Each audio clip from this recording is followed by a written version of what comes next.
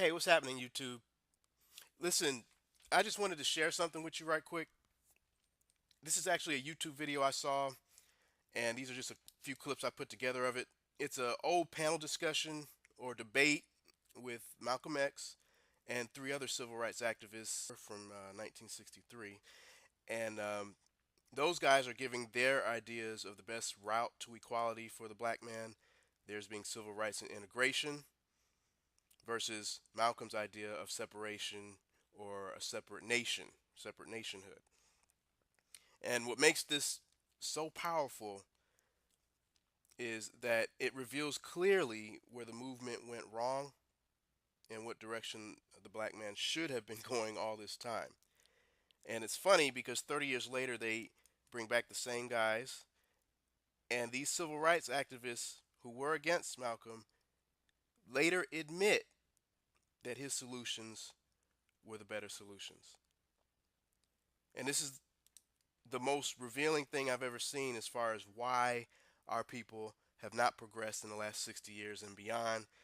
And I think every black person on the planet should listen closely and pay attention to what's being said here. Take a look. Let me then introduce my guests.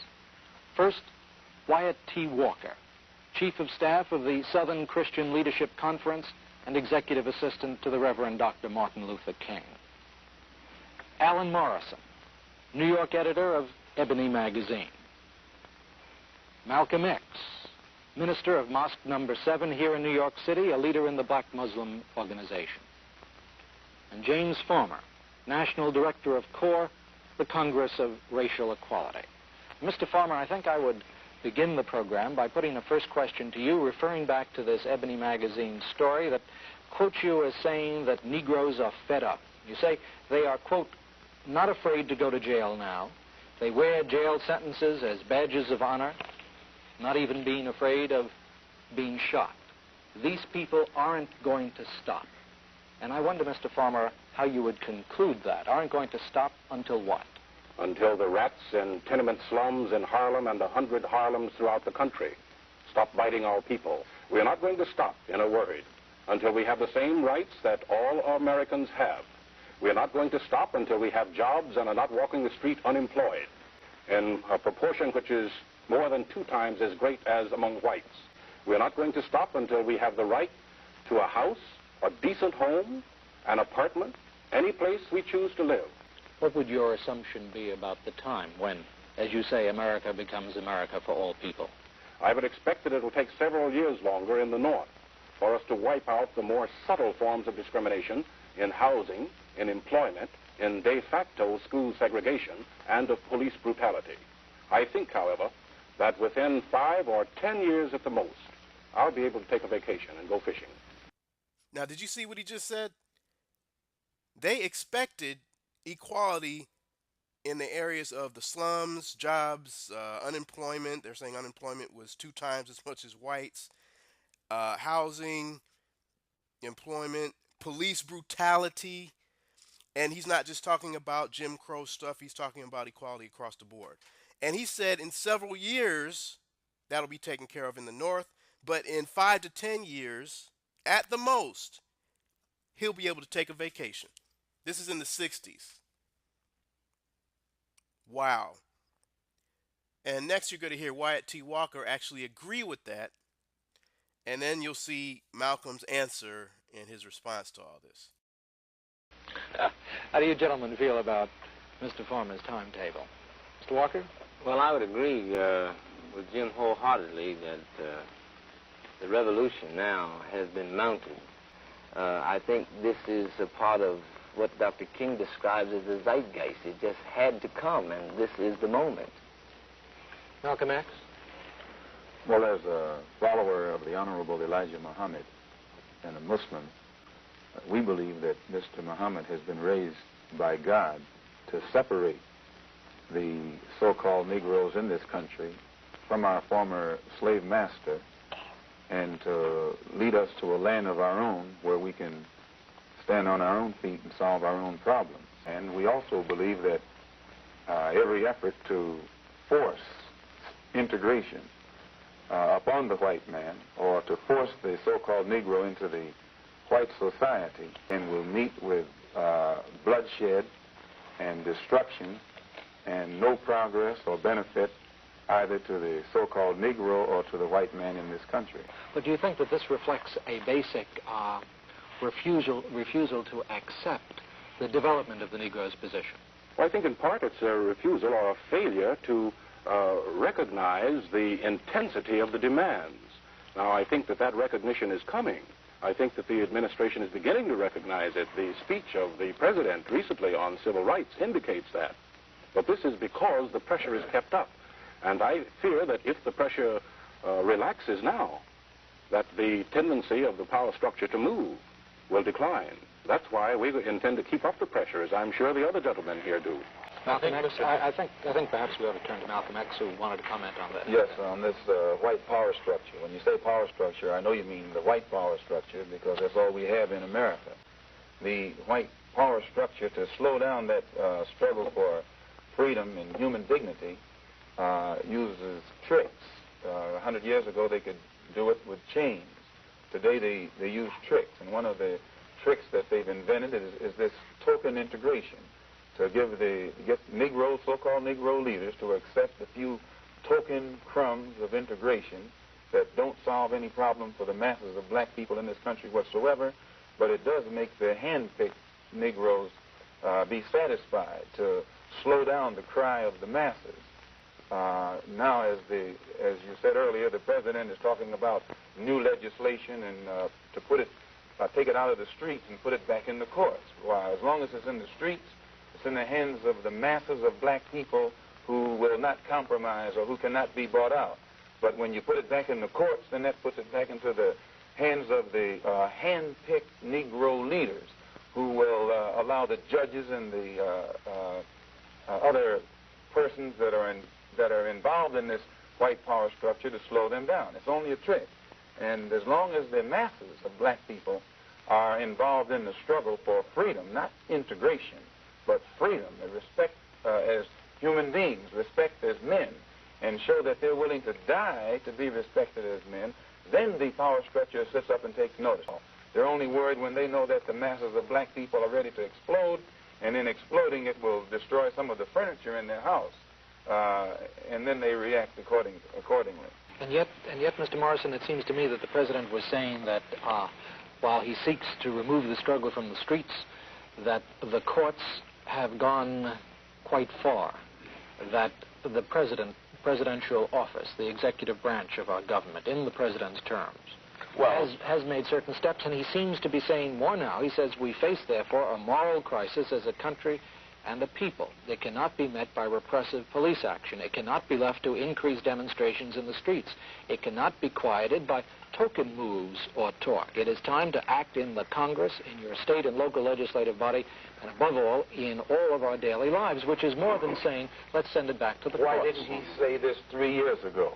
Why didn't he say this when all of these sit-ins and freedom rides were very peacefully going on in the South and in other parts of the North?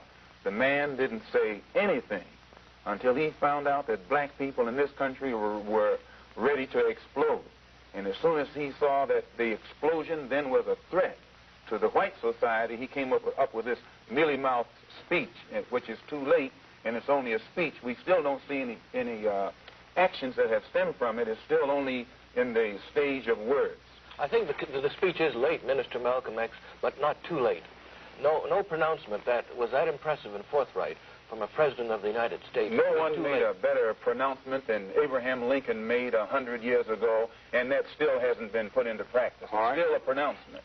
Sir, I applaud words for what words are worth, and those were good and beautiful words. Now we want to see the president follow up these words with deeds, because we will judge him in the next election. We will judge the entire administration, not by the beauty of the words which they uttered, nor the soundness of those words. We will judge them by what they do. Now, what can he do? He will propose legislation. This legislation must be forthright and powerful legislation, covering the whole gamut of discrimination against Negroes in housing, in employment, in schools, in public places. It must strike at the very root of segregation and prejudice. The president must do more than propose the legislation. He must get out and fight for it. He has a good chance of pushing it through now. Yes, I would heartily agree with Jim Farmer, and I can understand the impatience and frustration that Malcolm X evidences.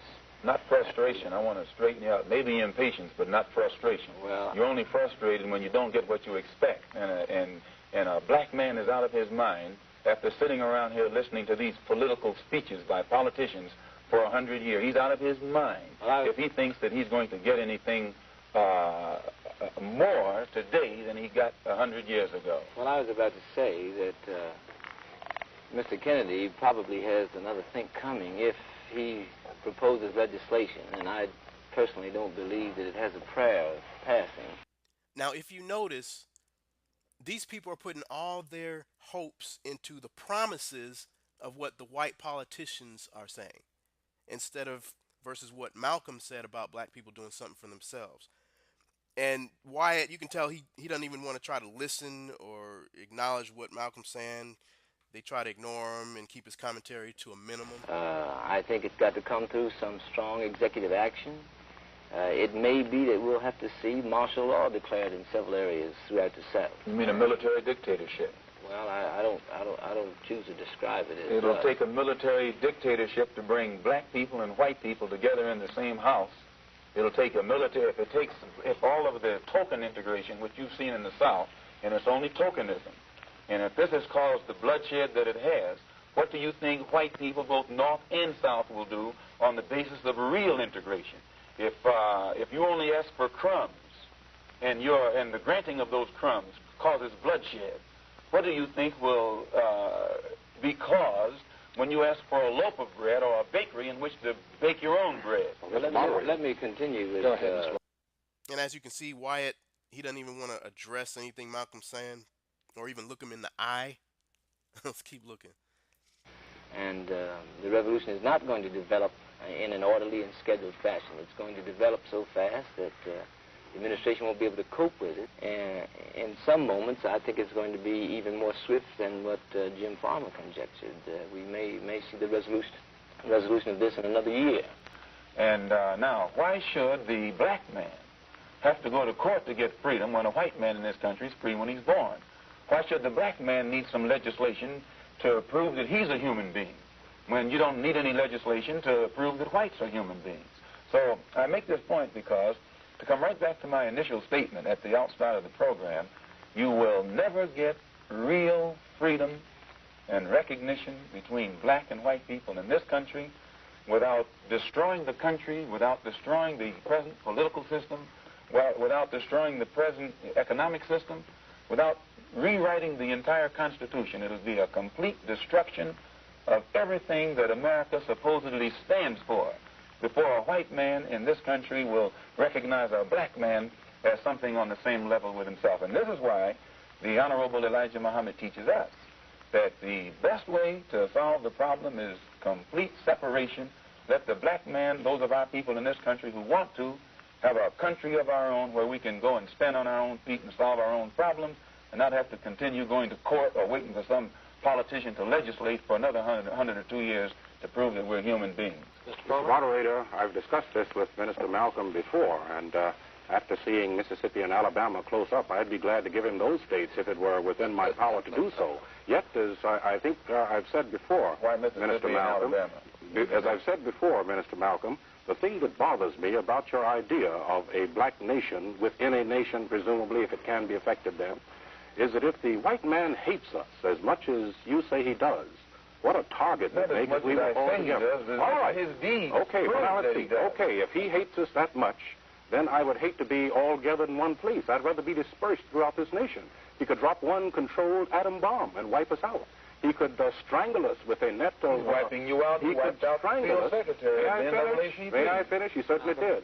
But he could strangle us with an economic noose around our neck. Negroes are strangled already. All right. Your own gentlemen, I would rather be dispersed, Minister Malcolm, and I think then I would make a poor target. You know, if you're all together, one gun can shoot you. Harlem is all together. Scattered. Washington, D.C. is already all right, coming and off. Washington, D.C. has already become an all-black city. This is why Harlem is being strangled economically, I think, now, and this is why this summer we plan to have task force people, volunteers, working in key sections like Harlem, the Bedford-Stuyvesant area, and Newark, New Jersey, to tackle these slums and to organize the tenants for possible rent strikes against the terrible conditions that exist there.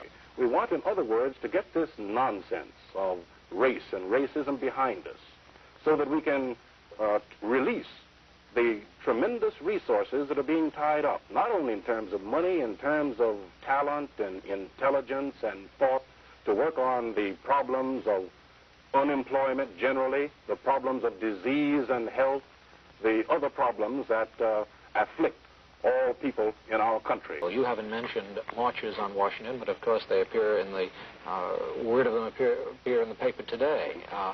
Do you think that this is going to achieve anything important for you? Well, I think it might. The more pressure we can maintain on the situation now, the better it'll be. And incidentally, CORE is cooperating in the plans for a march on Washington. We will be participating in it if it is necessary for there to be a march. And by necessary, I mean if there is still discrimination in employment and still proportionately 2.5 times as many Negroes unemployed in our country as whites, then it'll be necessary for us to march on Washington. And they did have the March on Washington, which means what? No actions came about, more promises, again. And notice that James says that concerning the separation idea, he says this is dangerous because black people all be in one place and easier to attack, right?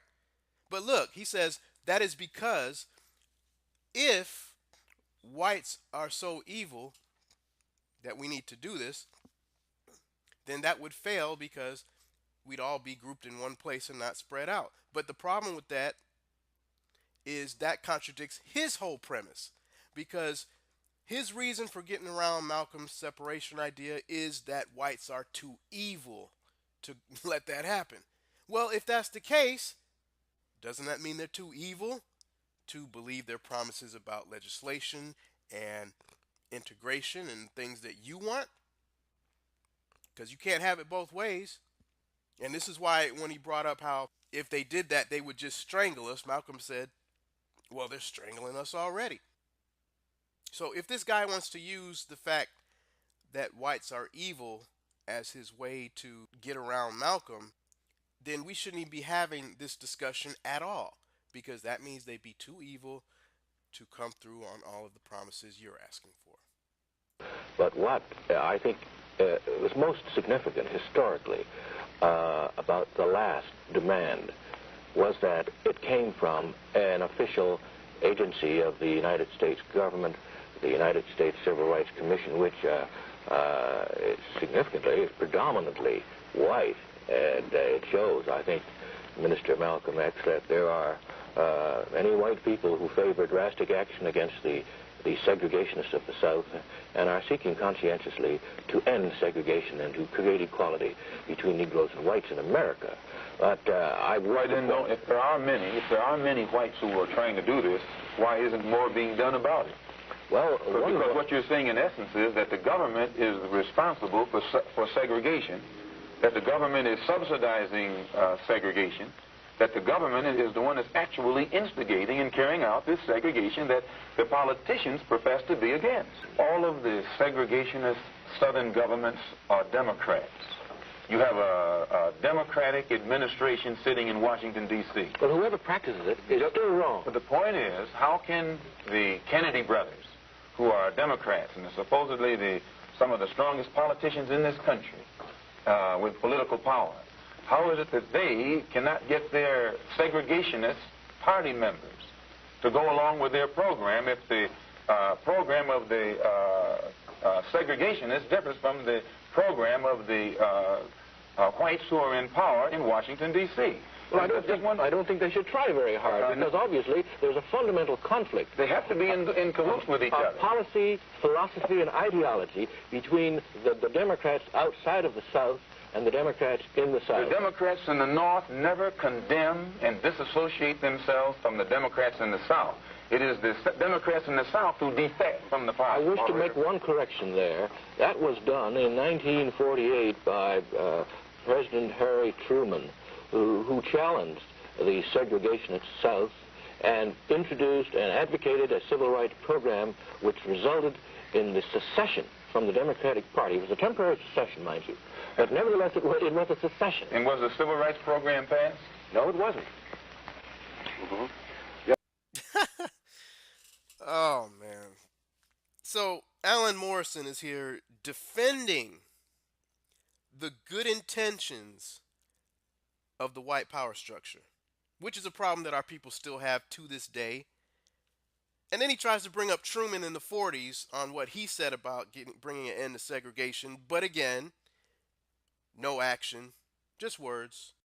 And I don't care whether this is done by a Democratic administration or a Republican administration. I don't think either one of them would be able to persuade or to convince Mississippi and Alabama to desegregate. Mr. Farmer, why say the Deep South when Inglewood is not in the Deep South, New Rochelle is not in the Deep South, Chicago is not in the Deep South, and by your own admission, there is as much segregation practiced in the North as in the South, but it's done in a more subtle way.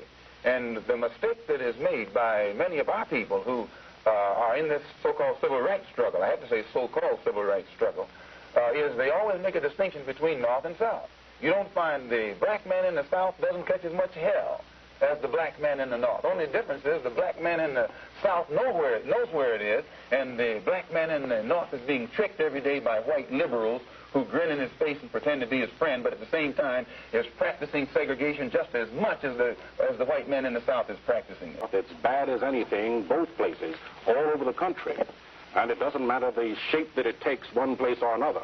Now, we are in the streets in the North, in Inglewood, in California, in New York, just as we are in the streets in the South. And then what has been accomplished? What has been accomplished? What is being accomplished? Look at Philadelphia. Negroes are now being employed in the Negroes got a construction. All right, 4, yes. And we are continuing our pressure. Negroes in Philadelphia. Now, let me tell you, Minister Malcolm, that we have gotten jobs for Negroes in Safeway's grocery stores, in Kroger's grocery stores, in department stores, in seal test dairies, in concern after concern. And not 4. Mr. Farmer. Not 40. Whenever you have... But they number in the hundreds. Whenever you have thousands of Negroes demonstrating for jobs, as was demonstrated beautifully in Philadelphia, and then the leadership settled for 4 jobs, I can't see where that's progress. You say the nation owes a debt to the Negro community. Is it a debt that can be paid within the context of what it is you basically want, the concept of equality? Well, what we're trying to achieve is equality. What we are trying to achieve is equality, and we cannot achieve equality while the Negro remains at the bottom, frozen at the bottom of the economic ladder. Now, did you hear that? He said we can't achieve equality while we're still at the bottom. And that's something we all need to remember even for today. Because what that shows is that the civil rights leaders in the 60s, they were not just fighting for being on the bus with whites and being in the same restaurants. What they were really fighting for was not just integration, but for power. And that's what black folks miss today. I think the Philadelphia instance is one instance. In Atlanta, we have what we call Operation Breadbasket. We're dealing with one consumer industry, the bread industry, in less than 3.5 months, using the technique that Jim described of buying where we can get jobs on a proportionate basis. We created for the Negro community $400,000 in new jobs. Now, this means that a man who was a delivery man, who was making $40 a week, now has a job as a bread salesman and makes $115, $125 a week. He has 4 children. If he had stayed as a delivery man, those 4 kids would not have had an opportunity at college and emancipating themselves educationally. Now they have a chance at college. And when you add $400,000 to the income of the Negro community in any city, through just one industry, then it seems to me that this is a legitimate and reasonable result for the kind of techniques and methods that we use. And there's over against the catalog of ills which you recite, which we would agree with, that it is a fair commentary. I would like to know what alternative do you propose as over against what we do? Malcolm X, I'm sure that you'll want to reply to Mr. Walker's question. Yes, the Honorable Elijah Muhammad teaches us that after 400 years in this country, a country to which we've contributed our free labor, sweat, blood, we've given our lives to make it, or help make it what it is. And today, because the white man says that it's time now for us to get integration, or what he calls freedom, and many of the so-called Negroes who take him seriously and believe that what he says is, he means it, they try and take advantage of it, and they end up getting beaten with police clubs or fire hoses or having dogs sicked upon them, simply because they believe what the white man says, that he intends for us to have freedom, justice, and equality. So Mr. Muhammad says, in the face of all of this, since we see that we just can't get justice here, and by justice I mean economic security, political security, social security, and so forth, the best solution is for the white man to allow the 20 million black people in this country to go back to our own home, those who want to go back to our own home and to our own people, and that the government itself should give us everything we need to go back to our own home and start life anew in our own land among our own people. And if the government doesn't want to do that, since they don't want us to leave and they want us to stay here with them, we don't get along together, then Mr. Muhammad says the best solution is to separate part of the country here and give us a place to ourselves where we can then go and set up our own agricultural system, our own economic system, and try and do something to provide food, clothing, and shelter, and the things that our people need in order to live. Needless to say, I'm not in favor of splitting the car down the middle, or 1/10 and 9/10, and moving the back wheel someplace else. I don't think that they'll get along. I don't think that they'll be motivated by the motor. Well, what are you asking for? I am asking for compensatory, preferential hiring. I think that it is essential for the salvation of this nation. The Negro population is educationally disadvantaged, it's vocationally disadvantaged, and in every other sense, it has handicaps which cannot be altered or corrected without compensatory treatment. This means that the Negro has to be given more than equal consideration. The American society, federal government, state governments have to inaugurate policies and consistently apply them which take into consideration the historical deprivation of equal rights, of the rights of education and economic growth of the Negro people. Otherwise, the Negro will be traveling at a tremendous disadvantage. He's got to catch up, and he has to be assisted to catch up. Now, he said affirmative action is essential for us. In other words, tokenism, like Malcolm said, right? But notice how he words it. He says it's essential for the survival of the nation. See, they can't just make it where we're talking about the benefit just for blacks. You notice that? They always use rhetoric like we, us, everybody together, right? Because that pushes the rhetoric that we need whites to survive.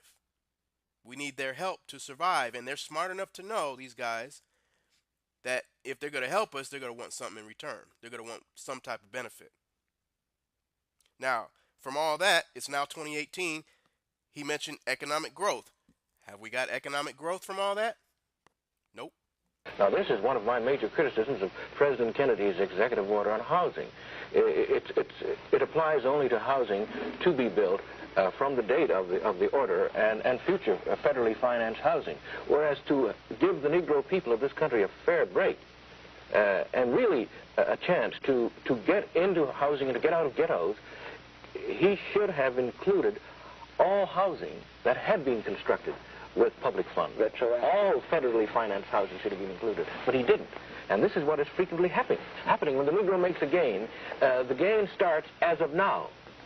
But it should be retroactive. Because the Negro didn't make the gain. See, as long as someone is giving you something, he can always take it back. And this is the mistake this is where our people are making the mistake. We are sitting, waiting for whites.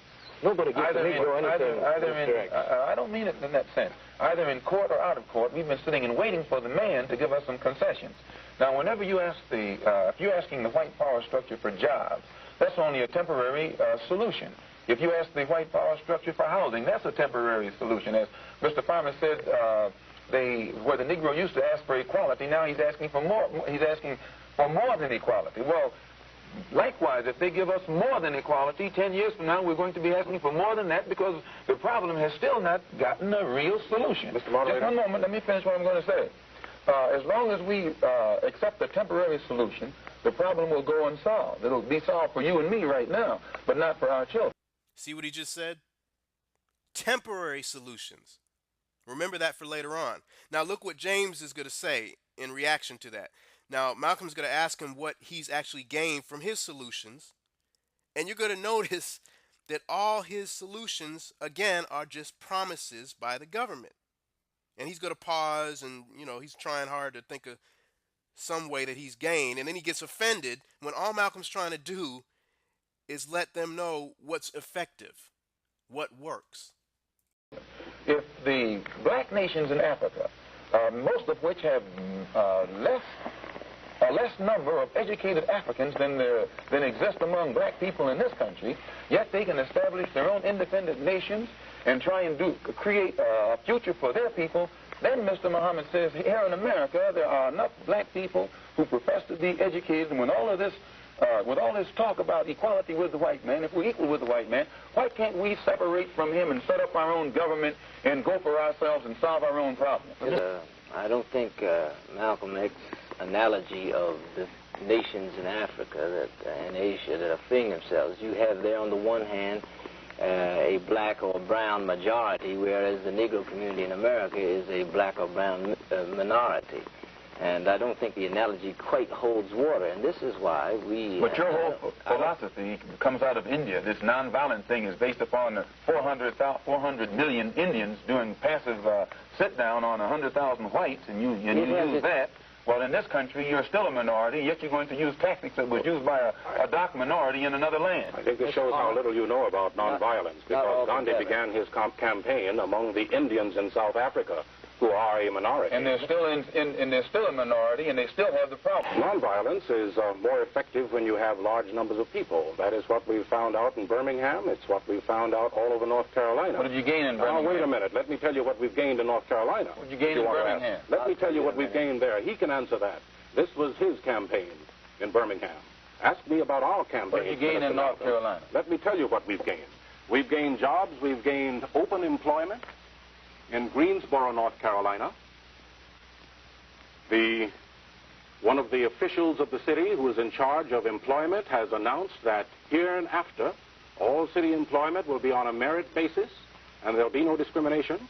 A committee has been set up whereby grievances of individuals who feel that they've been discriminated against because of race will be dealt with. We are represented on that committee. In 6 cities in North Carolina, the theaters have desegregated. Places that serve the public in 5 cities have desegregated. And the whole state is becoming an open state. Now, wait a minute. Is it a gain to go to a theater for a man who hasn't got a job? It's a gain to get a job. It's a gain to get a job, and it's jobs that we're providing. Now, it's a gain also to go to the theater. It's a gain because it's not the theater so much, it's not the cup of coffee at the lunch counter. It's the dignity that a person achieves. So what did he say is gain by being able to go to movies with whites and integration? This guy says dignity and being accepted. So he's saying your dignity is equated with white acceptance. And this is a problem and has been a problem for a minute now. You are supposed to have dignity whether white people accept you or not. Well, do you feel that perhaps Malcolm X's emphasis upon real separatism is beginning to seem more and more correct? No, needless to say, I'm opposed to separatism. What Negroes want is a choice. They want to be able to live in gorgeous gardens if they choose, or a lovely lane. They may not choose. They may choose to live in Harlem, as many of them will. So we ought to clean up the problems there. Now, this is the approach that CORE takes, and CORE is an interracial organization, always has been. We feel that this problem is not just the black man's problem. It's a problem for all Americans, whether white or black. All of them suffer. I look at the white man even in the South, and I pity the segregationist.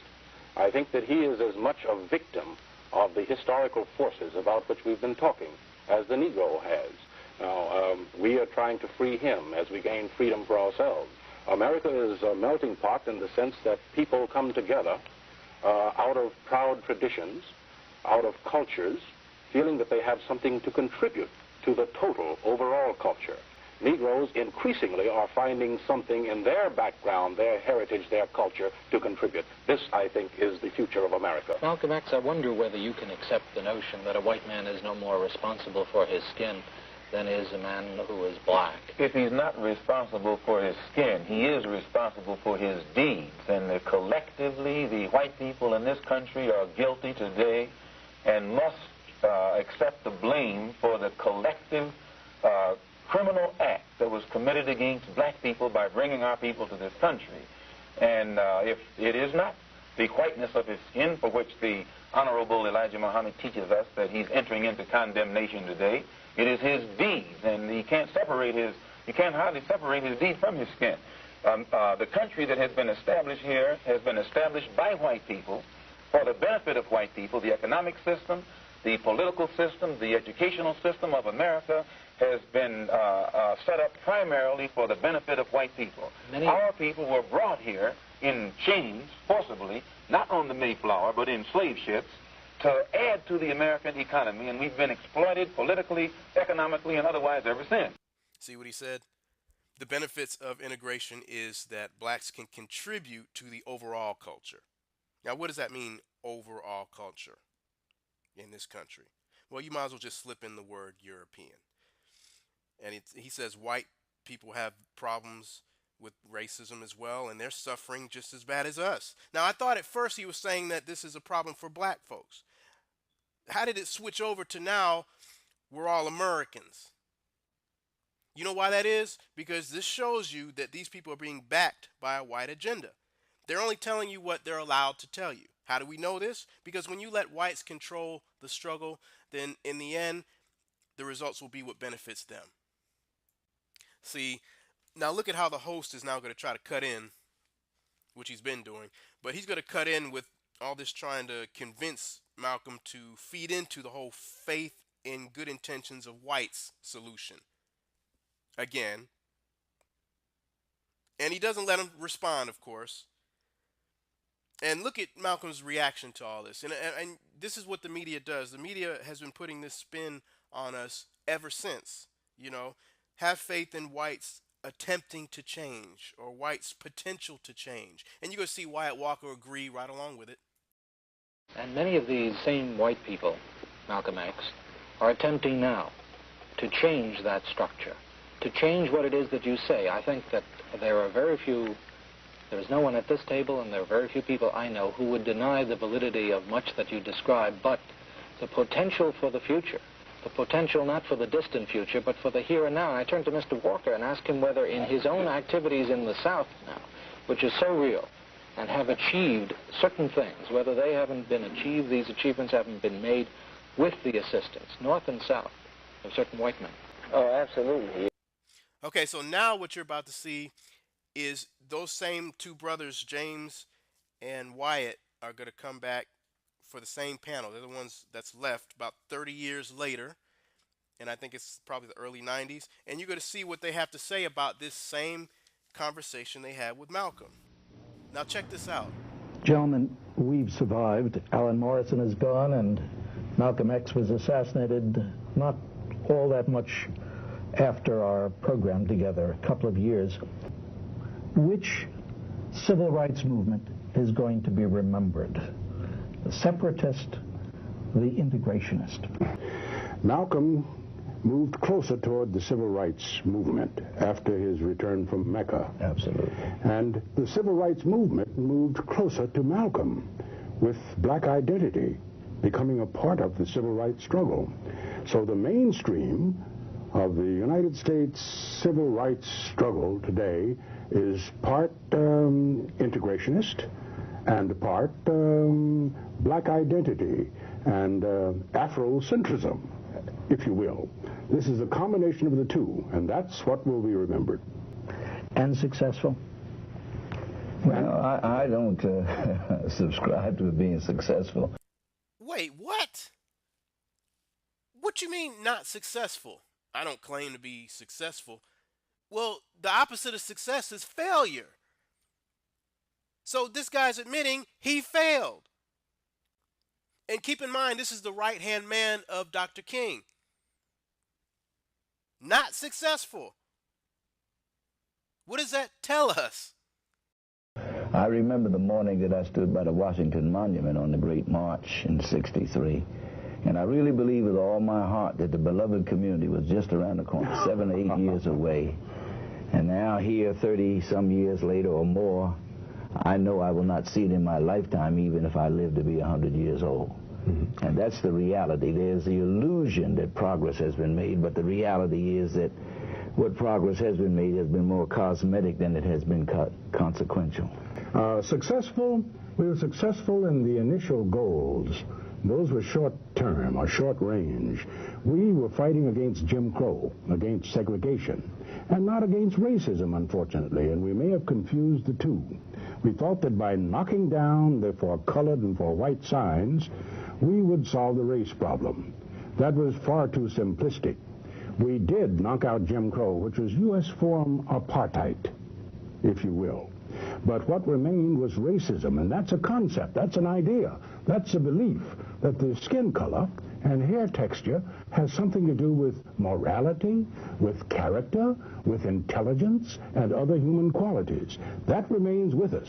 Racism is here, and now we've got to exert the same kind of energy and diligence in fighting against racism as we did in fighting against Jim Crow. Yeah, but Dr. Walker seems to feel that's not a battle that's going to be won.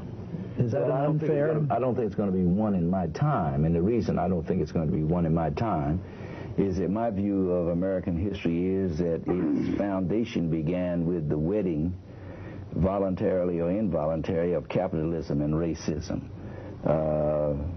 Racism was justified by the capitalist system. And until we have a radical change in our economic system in America, I don't think we're going to make any serious dent in the effects and the symbols of racism in our American society.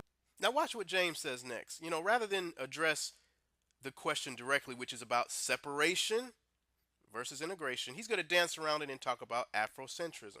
He wasn't asked about that. And then he's going to get into, well, what we should have been doing is fighting racism. And we have to change our minds. And see how he puts he does that we rhetoric. We all need to change our attitudes about how we treat people. But see, he won't put the responsibility on the white power system. He's a scared Negro. He just won't do it. But Wyatt is going to address the question. Now, first, Wyatt gets into the political system. He says, what we'll have to do to make a change is the whole political system would have to be changed, which is exactly what Malcolm tried to tell him 30 years earlier. That the political system would have to be destroyed.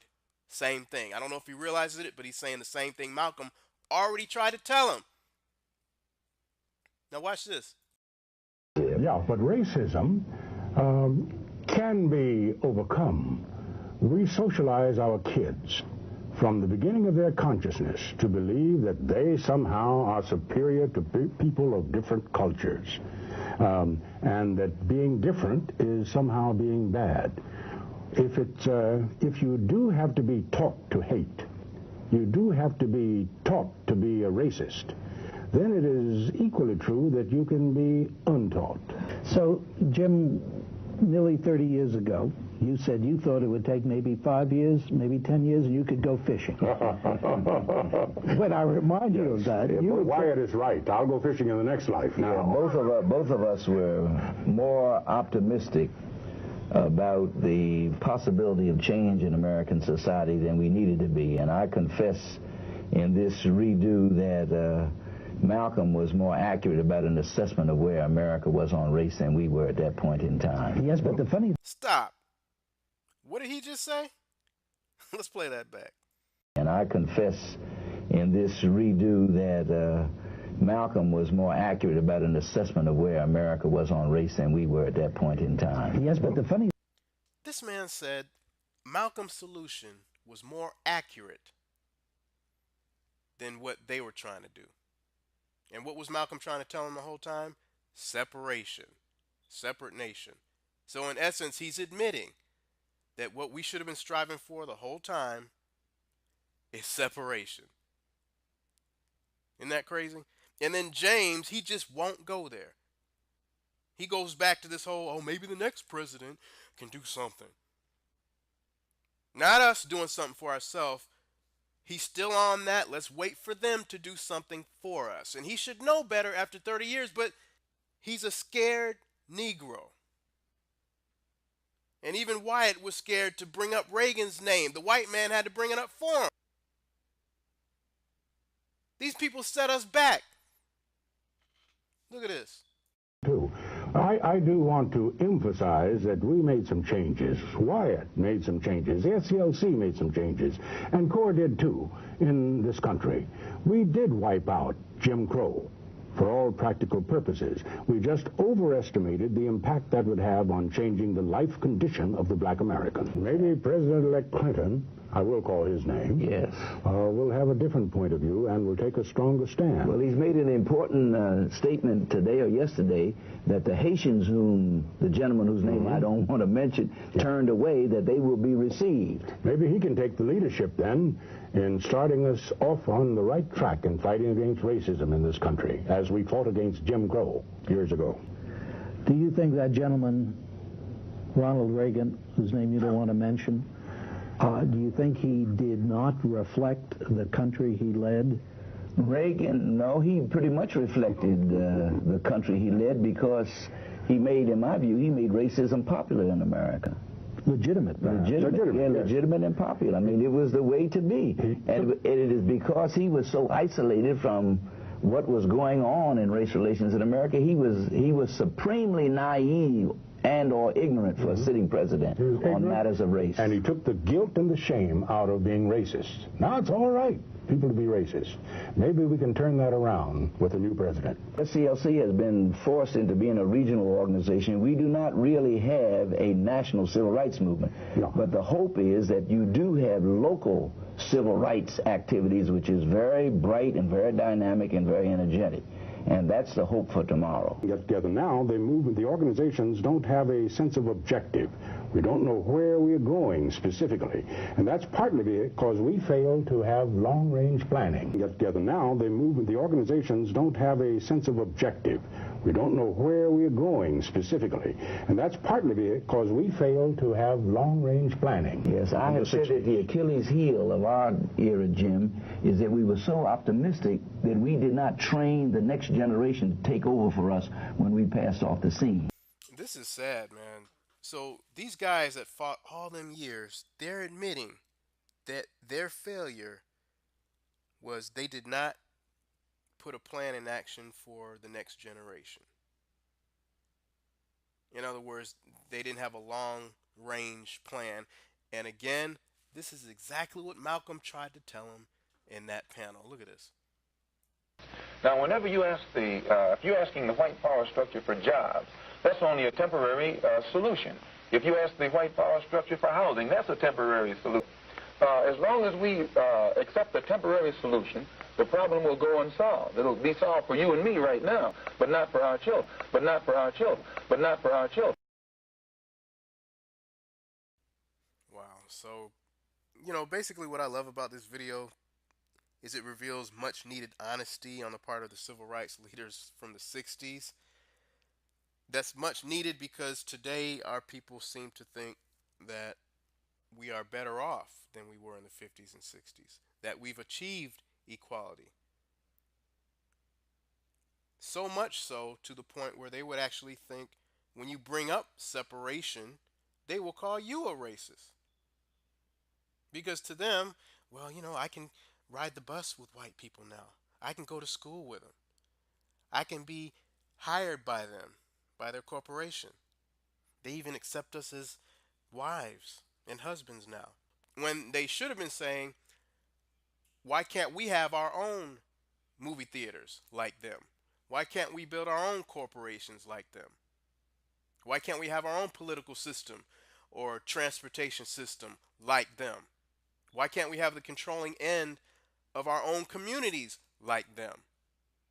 Because this is true equality.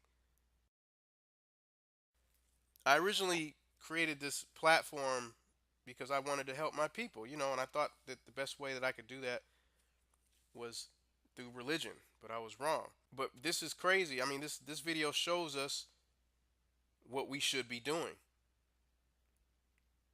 and what we should have been doing. Stuff I think is progressive for our people. And please like and subscribe. I appreciate anyone out there that supports, and I appreciate you listening. I hope you got something out of this. Let me know your thoughts. Peace.